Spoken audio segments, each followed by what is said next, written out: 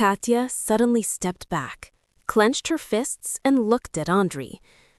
"Are you serious? You want to drive in that condition?" The guy smirked, put his arm around her shoulders, and whispered, "Katya, don't be such a bore. Of course I'll drive. I have to get to my father at the resort." "Andrei, you're drunk, and not just a little. I won't let you go." Her voice trembled. They had been dating for 6 months. Everything seemed serious, and Katya even expected a proposal. But in recent weeks, she had seen sides of Andrei that frightened her. Their friend Alex came over. "Andrei, calm down. You know your dad. Better be late than risk your life." "You don't understand.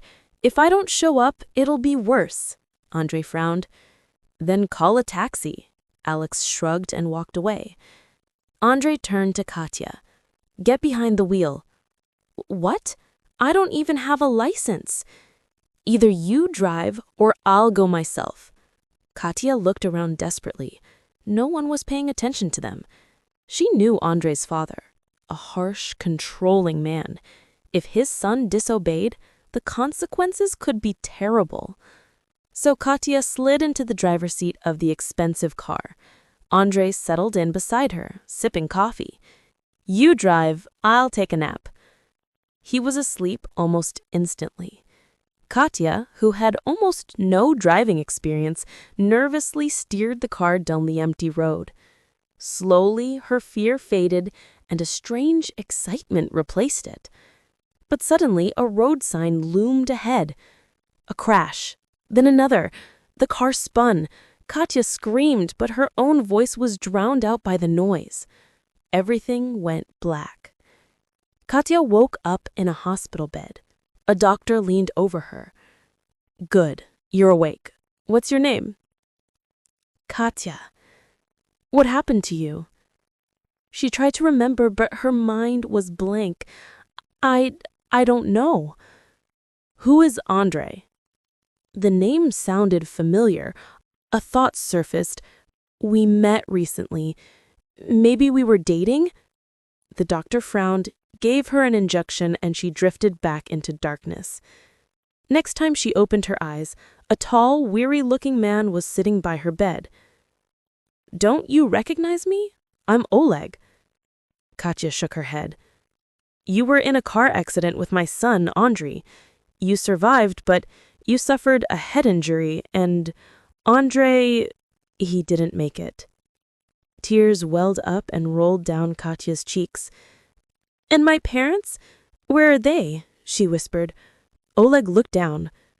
"They passed away years ago." Katya screamed. Doctors rushed in, gave her another injection, and the merciful darkness swallowed her again. A week passed. Oleg came every day. He talked to her about Andrei, about life, about work. He held her hand when doctors forced her to stand up. Katya cried in pain, collapsed on the floor, but Oleg picked her up again and again. After a month, she was taking her first steps. When she was discharged, Oleg brought her to his home. Leaving her alone wasn't an option. The only reminder of his son was a portrait on the wall. Katya realized something terrifying. She was falling in love with the father of her deceased boyfriend. She resisted, avoided his gaze, but the feelings grew, and she saw the same in his eyes. 6 months later, almost fully recovered, Katya knocked on Oleg's bedroom door one night. He stared at her for a long moment, then pulled her into his arms. That night changed everything. In the morning, she tried to leave. "We can't do this," she whispered. "I was Andrei's girlfriend." "You are my destiny. I won't let you go." They began living together. The wedding was modest but elegant. Katya wore a gorgeous dress, her eyes shining with happiness. She stepped outside for some air. At that moment, the security guards stopped an old woman trying to enter. Katya looked down and froze.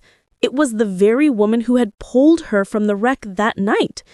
Memories came flooding back. the woman dragging Andrei's body into the driver's seat. Katya's heart turned cold. So it was me. I killed him. She bolted from the venue. Katya sat crying by the lake. Oleg found her and sat down quietly. "It's my fault," she whispered. "I was driving." "I know," Oleg said calmly.